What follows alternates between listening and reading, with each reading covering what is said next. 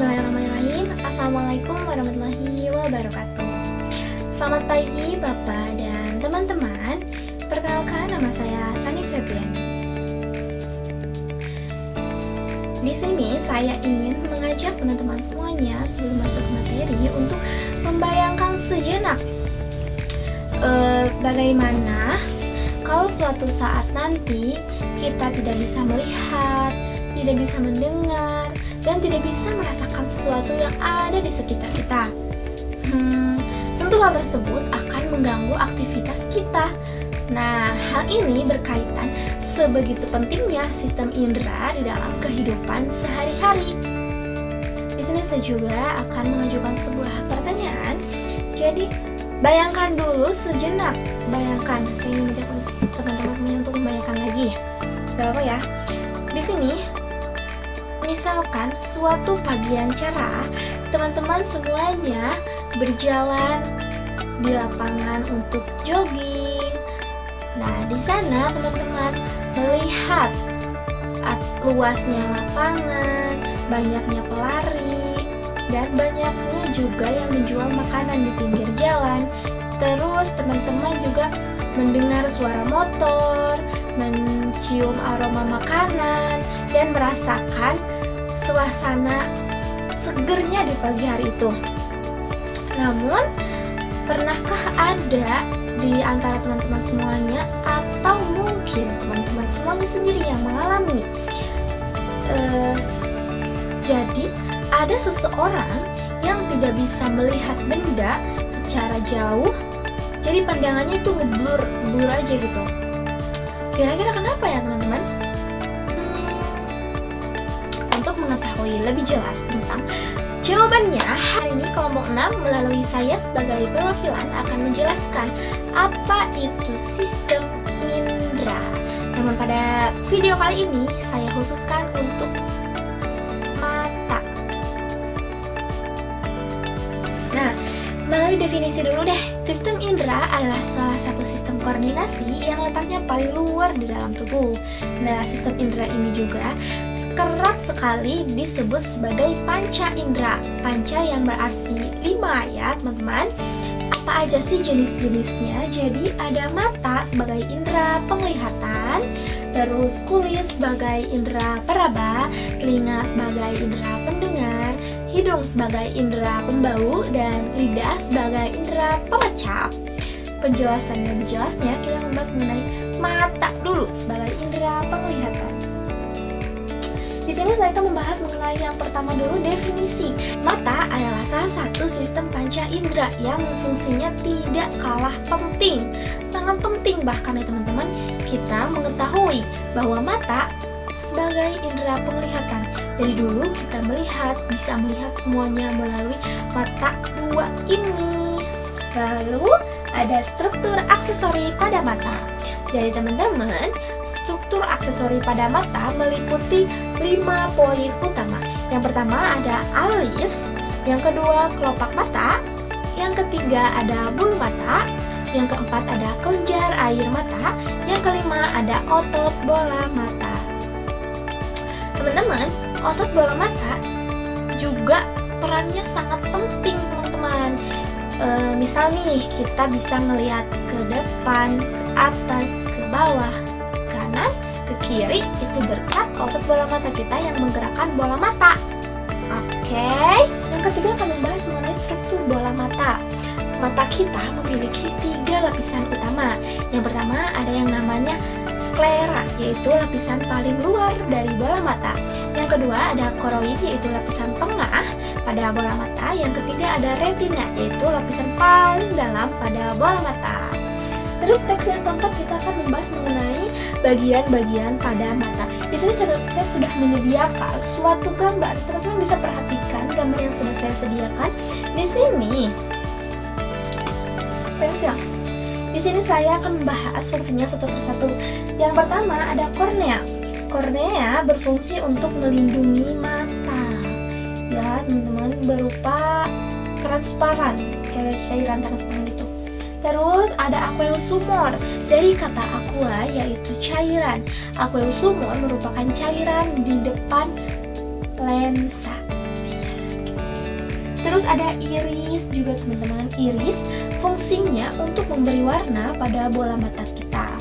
Next ada lensa, yaitu untuk memfokuskan cahaya.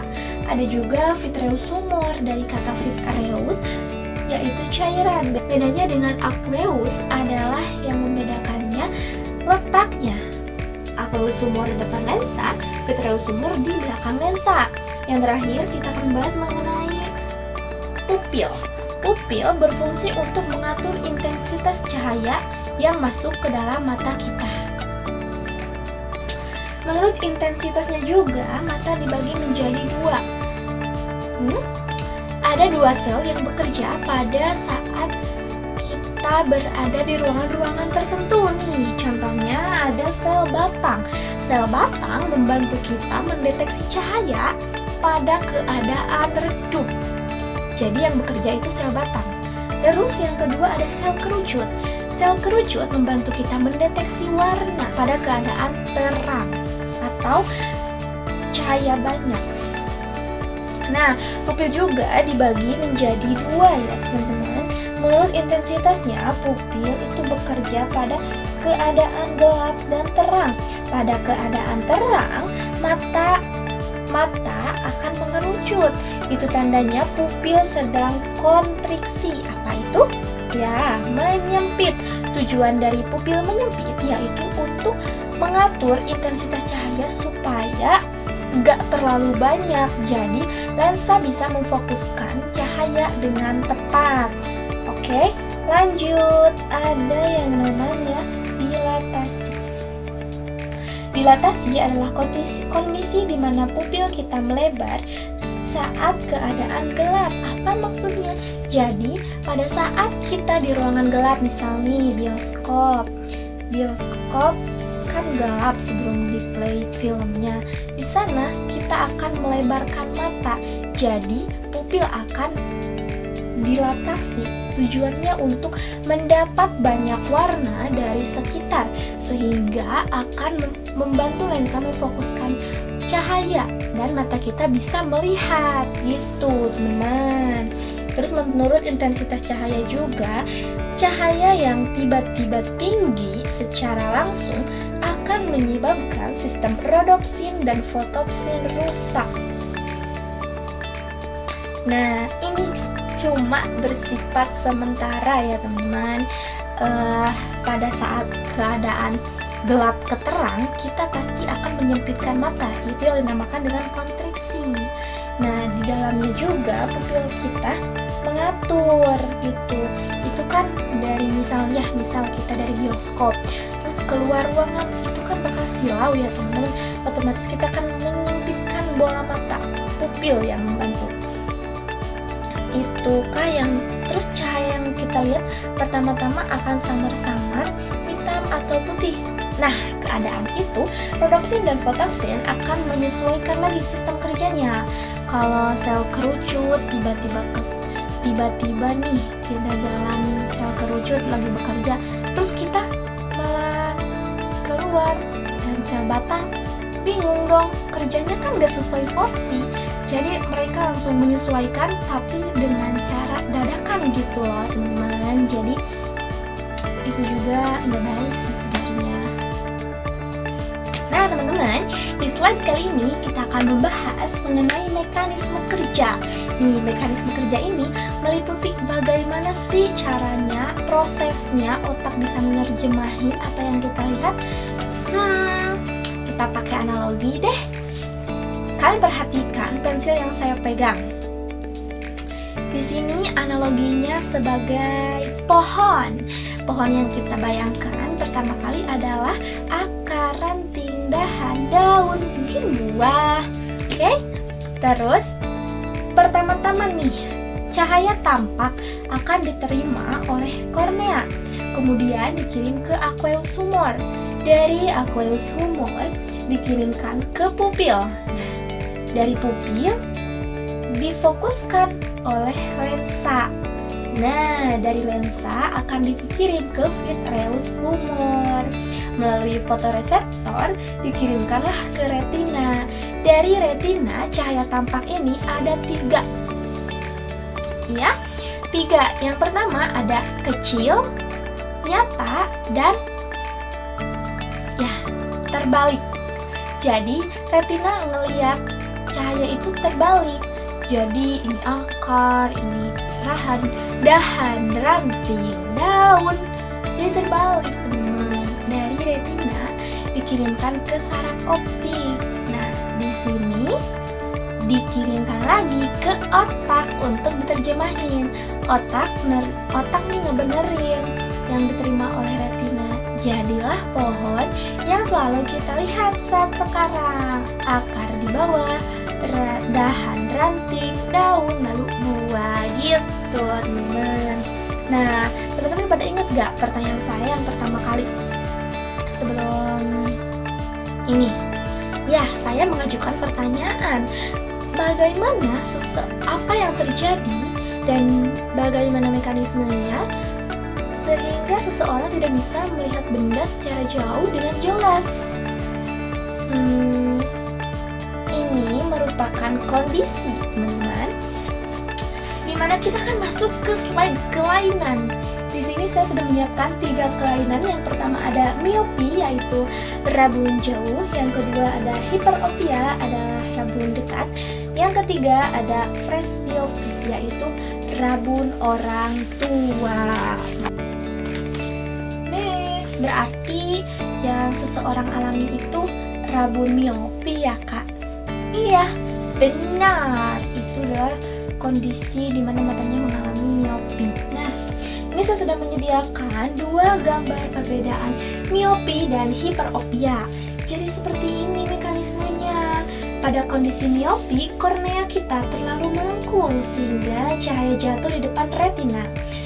Kondisi ini membutuhkan kacamata dengan lensa cekung atau kacamata lensa minus.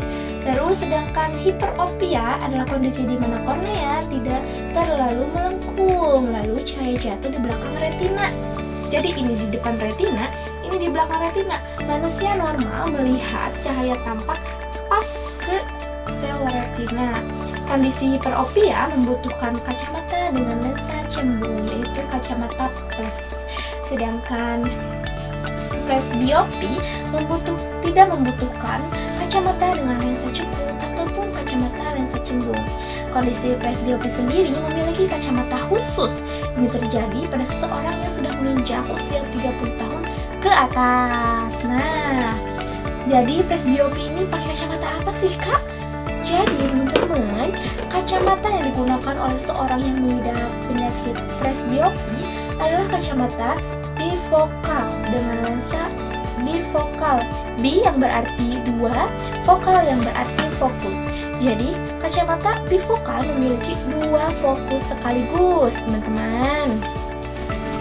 Di sini saya ada satu sampel. Ini aku juga minta, teman-teman. Nah, contohnya seperti ini ya. Di sini ada lensa plus, di sini lensa minus, sehingga coba ya saya pakai. Bayangkan inilah seseorang yang mengidap presbiopi. Beliau akan melihat benda secara jauh dengan jelas menggunakan lensa minus yang ada di sini. Sedangkan untuk jarak dekat, beliau akan menggunakan lensa cembung yang berada di bawah sini. Jadi, pengidap presbiopi akan juga melihat benda secara jelas menggunakan kacamata yang bernama bifokal. B yang berarti 2, vokal yang berarti fokus. Jadi fokusnya ada 2 dan 2 keadaan tersebut bisa diatasi dengan satu kacamata. Oke, mungkin sekian teman-teman yang bisa saya sampaikan pada presentasi kali ini mewakili kelompok 6 yang membahas mengenai sistem mata sebagai indera penglihatan. Untuk materi selanjutnya yang 4 lagi akan disampaikan oleh teman-teman saya di kelas. Maaf atas kesalahannya dan terima kasih atas perhatiannya teman-teman semuanya. Saya pamit undur diri. Jangan lupa jaga kesehatan, jaga mata, jangan main HP terlalu dekat, kurangi intensitas cahaya, dan stay safe. Sayangi mata kalian sebelum punya kacamata. seperti saat. Bye. Assalamualaikum.